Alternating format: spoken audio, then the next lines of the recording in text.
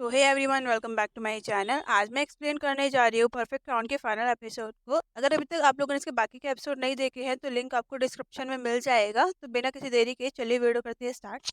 Episode की starting में Lian thrown hall में आता है और लोगों से कहता है कि चलो मोनार्की खत्म करने पर बात करते हैं। यहाँ पर हम हिजू और चोई को देखते हैं, जहाँ पर चोई बार बार ये बात रिपीट कर रहा होता है कि न जाने हॉल के अंदर क्या हो रहा होगा। अब हिजू इसे चुप रहने के लिए कहती है और बाद में ये सीन याद करती है कि थ्रोन हॉल में जाने से पहले मैंने लियान से बात की थी। पहले हिजू बताती है कि वहाँ पर कौन कौन से लोग आए हुए हैं और कौन से रिलेटिव है। हिजू पूछती है कि ठीक है, तुम वहाँ पर पहली चीज कौन सी करनी चाहोगे। लियान कहता है कि मैं सबसे पहले क्राउन को खत्म करना चाहता हूँ और मुझे लगता है कि तुम भी समझोगे। हिजू कहती है कि हाँ, मैं तुम्हें हमेशा सपोर्ट करूंगी। बहुत से लोगों को लगेगा कि ये देशद्रोही है, लेकिन ये एक शांति है। यहाँ पर हम थ्रोन हॉल में देखते हैं जहाँ पर सभी लोग लियान के अगेंस्ट होते हैं। यहाँ पर हम हिजो को देखते हैं जो कि चोई से बात करता है, तो चोई कहता है कि मुझे लगता है कोई भी लियान के साथ नहीं होगा। हिजो कहती है कि फिर तो पब्लिक ही है जो लियान के साथ खड़ी हो सकती है। यहाँ पर जंगकुक बाहर आ जाता है और मीडिया वाले सामने ही होते हैं, जो कि इससे पूछता है कि हमने सुना है कि क्राउन खत्म होने वाला है। लेकिन जंगकुक कहता है कि चिंता मत करो, सब कुछ ठीक रहेगा। यहाँ पर हम ताइजू और दायोंग को देखते हैं जो कि अपने घर पर होते हैं और ये भी ये न्यूज देख रहे होते हैं कि कैसे लियान मोनार्की को हमेशा के लिए खत्म करने वाला है। यहाँ पर हम एरन को देखते हैं जो कि अपने पिता से मिलने के लिए जेल पर आती है, तो इसका पिता इस पर चिल्लाता है और कहता है कि तुम्हारी हिम्मत कैसे हुई यहाँ पर आने की। ये इससे कहने लगता है कि तुमने कैसे एक पिता और उसके बेटे को अलग कर दिया, तुम ऐसा कैसे कर सकती हो। तो एरन कहती है कि मेरे बेटे को ये पहले से पता था कि मैंने कौन से गलत काम किए हैं। उसने उस दिन सबको सुन लिया था और इसी बात से मेरी आंखें खुल गई हैं। पहले मुझे लग रहा था कि आप जो कुछ भी कर रहे हो वो मेरे लिए है, लेकिन मैं गलत थी। आपने जो पाप किए हैं उसके लिए आपको भुगतान करना ही होगा। बाद में ये जाने लगती है,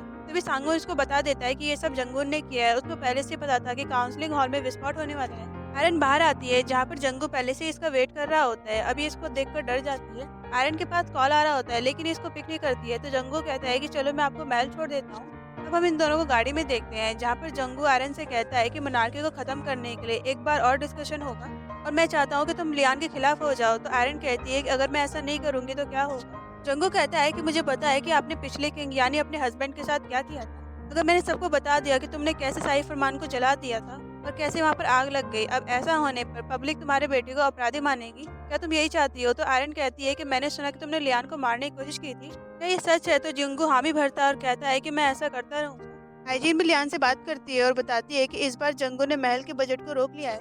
बाद में इस बारे में हिजो से बात करते हैं, तो हिजो कहती है कि चिंता मत करो, मैं तुम्हें पैसे दे सकती हूँ। लेकिन लियान मना करता है और हिजो इसकी बात नहीं सुनती है। यहाँ पर जंगू का सेक्रेटरी इस बारे में जंगू को बता देता है कि कैसे कैसल ग्रुप ने लियान की इस बार हेल्प की है। जंगू कहता है कि ठीक है, हमें कैसल ग्रुप की जांच करनी होगी। यहाँ पर दायंग हिजो के पास कॉल करती है और बता देती है कि यहाँ पर क्या होने वाला है। अब हिजो अपने पिता के घर पर आती है। अब दायंग इसे बताती है कि हमारी कंपनी में ऑडिट होने वाला है और जल्दी इसकी जांच की जाएगी। हिजो कहती है कि ये मेरे खिलाफ किया जा रहा है और शायद मुझे पता है कि ये कौन कर रहा है। ताइजो अपने पिता से कहता है कि प्रोसिक्यूटर ऑफिस में स्टेटमेंट देने के लिए मैं चले जाऊंगा और मुझे मीडिया से बात करनी होगी। अगर आप ऐसा करोगे तो आपका ब्लड प्रेशर हाई हो जाएगा। अब हेंगो कहता है कि ठीक है, तुम चले जाना। अब हिजो भी यहाँ से जाने लगती है, तो हेम्बक उसे रोकता है और ताइजो से कहता है कि अपनी बहन को महल छोड़ दो। ताइजो ऐसे ही करता है, तो रास्ते में हिजो से कहती है कि मेरी लीगल टीम बहुत ही अच्छी है, अगर तुम्हें कोई हेल्प चाहिए होगी तो मुझे बता देना। ये अपनी बहन को देखता है तो ये पूछता है क्या तुम मेरी चिंता कर रही हो। तो हिजो मना कर देती है। हालांकि बाद में ये ताइजो से कहती है कि मैं पहले तुम्हारे साथ बहुत हार्ड थी, लेकिन अब मैं कम हार्ड होने का ट्राई करूंगी। ये इसको भाई कहती है। अब ये सुनकर ताइजो बहुत ज्यादा हैप्पी होता है, ये उससे और बात करना चाहता है, लेकिन हिजो महल के अंदर भाग जाती है। अब ये लियान के पास आती है जो कि इसका वेट कर रहा था। हिजो कहती है कि प्रोसिक्यूटर जल्दी इनकी जांच करने वाले हैं, लेकिन तुम चिंता मत करो, सब कुछ जल्दी ठीक हो जाएगा। आज मुझे मेरे भाई पर प्राउड फील हो रहा था, वो खुद मीडिया से बात करने के लिए जाएगा। यहाँ पर हम आयरन को देखते हैं जो कि अपने बेटे को सलाह देती है और वो सीन याद करती है कि जब मैं जंगू के साथ गाड़ी में थी तो मैंने उससे क्या बात की थी। हालांकि ये बात हम पहले से जानते हैं। अभी अपने बेटे से कहती है कि तुम्हें प्रोटेक्ट करना बहुत ही मुश्किल है। यहाँ पर हम हाइजीन को देखते हैं जो कि लियान से बात करती है और कहती है क्राउन को खत्म करने के लिए आपको आयरन का सपोर्ट चाहिए होगा, मुझे लगता है कि आपको उससे बात करनी चाहिए। तो लियान कहता है कि रहने दो, अभी उसे रेस्ट करने दो, उसकी लड़ाई अब खत्म हो चुकी है। यहाँ पर हम आयरन को देखते हैं जो कि अपने बेटे के साथ हैंग आउट कर रही होती है। यहाँ पर लियोन अपनी माँ से कहता है कि एक ऐसा नेशन जहाँ पर मोनार्की खत्म हो जाएगा तो वो कैसा होगा। आयरन कहती है क्या हुआ, क्या तुम्हें डर लग रहा है। तो लियोन कहता है कि नहीं, आपके बारे में क्या तुम डरी हुई हो। यहाँ हम पास में हिजू और चोई को देखते हैं जो कि इसको देख रहे होते हैं। अब चोई बताता है कि आयरन के पिता ने वो सब कर दिया था।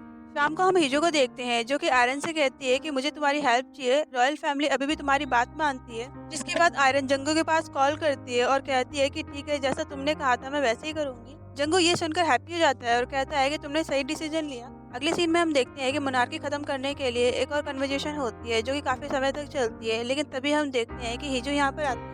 और जंगू से सवाल करती है कि तुमने मेरे हस्बैंड को मारना क्यों चाहा। जंगू कहता है कि मुझे नहीं पता कि तुम क्या बात कर रही हो। तभी हम देखते हैं कि हीजो के पास ये रिकॉर्डिंग होता है और हीजो इसे चालू कर देती है। अब हम यह सीन देखते हैं कि जब आयरन जेल से बाहर आई तब सामने जंगू होता है और आयरन अपनी रिकॉर्डिंग शुरू कर देती है। और जब ये दोनों गाड़ी में होते हैं, जो भी बात हुई थी वहाँ पर ये सब रिकॉर्ड हो जाते हैं। अब सभी से सुनते हैं और जब हीजूर आयरन के पास हेल्प मांगने के लिए आई थी तब आयरन ने उसे ये रिकॉर्डिंग सुना दी थी और कह दिया था कि मुझे नहीं लगता है कि लियान जंगू के साथ ये सब कर सकता है। वो तुम ही हो जो जंगू को रोक सकती हो। हालांकि यहाँ पर कैबिनेट के लोग जंगू का सपोर्ट कर रहे होते हैं, लेकिन लियान चिल्लाता है और कहता है कि इसने मुझे मारने की कोशिश की है।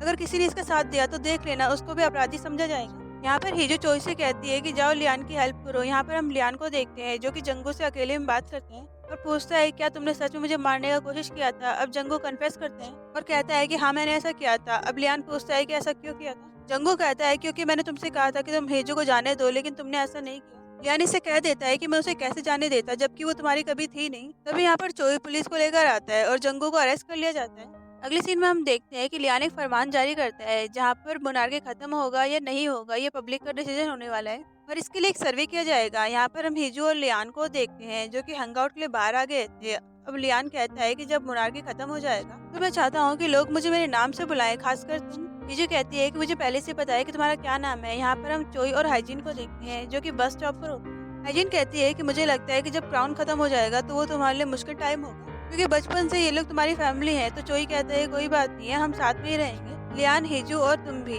अब हाइजीन इसको पास बुलाती है और कहती है कि तुम्हारे फेस पर कुछ लगा है और ये इसको किस कर देती है। बाद में हंसती है और कहती है क्या तुम्हें लग रहा है कि हम तेजी से आगे बढ़ रहे हैं, लेकिन ये मना करता है और बाद में ये भी इसे किस कर देता है। बाद में इनकी बस भी आ जाती है और लोग इनको देखकर हैरान हो जाते हैं। अब ये काफी देर तक किस करते हैं तो हाइजीन कहती है कि चेरी ब्लॉसम आने पर हम वहाँ घूमने चलेंगे। अगले सीन में हम देखते हैं कि जो मोनार्की के लिए सर्वे किया गया था उसका रिजल्ट आ जाता है और पब्लिक मोनार्की नहीं चाहते हैं, जिसकी वजह से मोनार्की खत्म कर दिया जाता है। अब लियान बाहर आता है जहाँ पर हिजू होती है जो कि अब इसको किंग नहीं कहती है बल्कि इसके नाम से बुलाती है।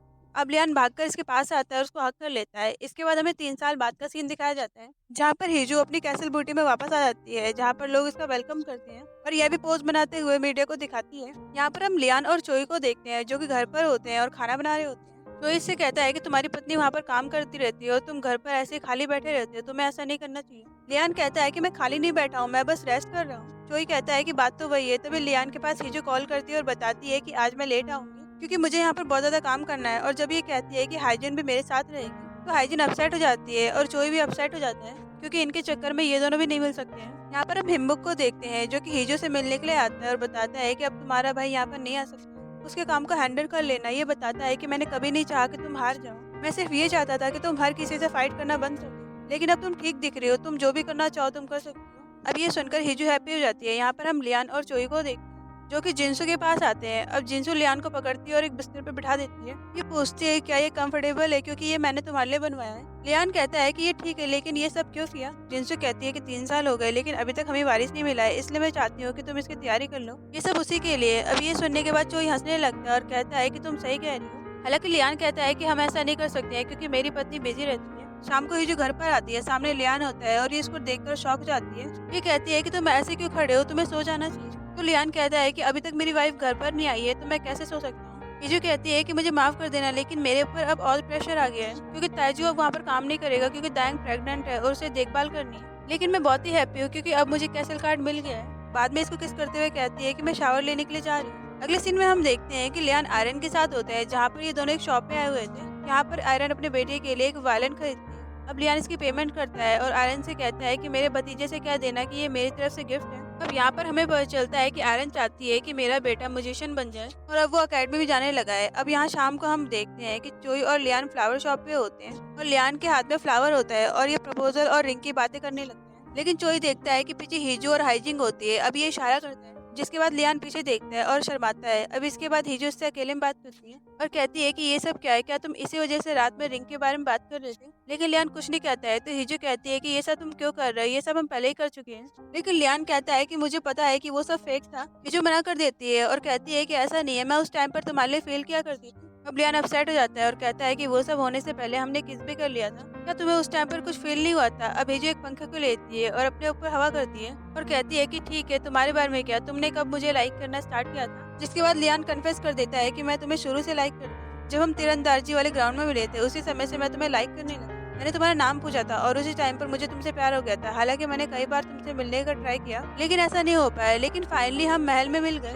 बाद में हिजू के पास आते हैं और इसको किस करते हैं। अगले सीन में हम देखते हैं कि लियान एग्जीबिशन में आया हुआ था, जहाँ पर एक किंग के ड्रेस को देखते हैं, जो कि शायद इसी की होती है। बाद में ये बाहर आता है और हिजू भागकर इसके पास आती है और कहती है कि मुझे माफ कर देना, मैं लेट हो गई। क्या तुमने एग्जीबिशन देख लिया? अब लियान कहता है कि चलो कोई बात नहीं, चलो चलते हैं। जिसके बाद दोनों चले गए थे। ड्रामा के एंड सीन में हम देखते हैं कि पब्लिक बेसबॉल का मैच देखने आई होती है, जहाँ पर लियान, हेजू, हाइजिंग और चोई सभी साथ में होते हैं और कैमरा इन पर फोकस होता है और किस करने के लिए कहा जा रहा था। अब लियान और हिजू ऐसे ही करते हैं और ये किस कर देते हैं, क्योंकि इनको अब किसी भी रूल्स को फॉलो नहीं करना है। सो गाइस, इसी के साथ ये ड्रामा यहीं पर खत्म होता है। वीडियो पसंद आई हो तो लाइक शेयर कमेंट जरूर करना, मेरे चैनल को सब्सक्राइब करना मत भूलना। हम मिलते हैं एक नए ड्रामा के साथ। Take care.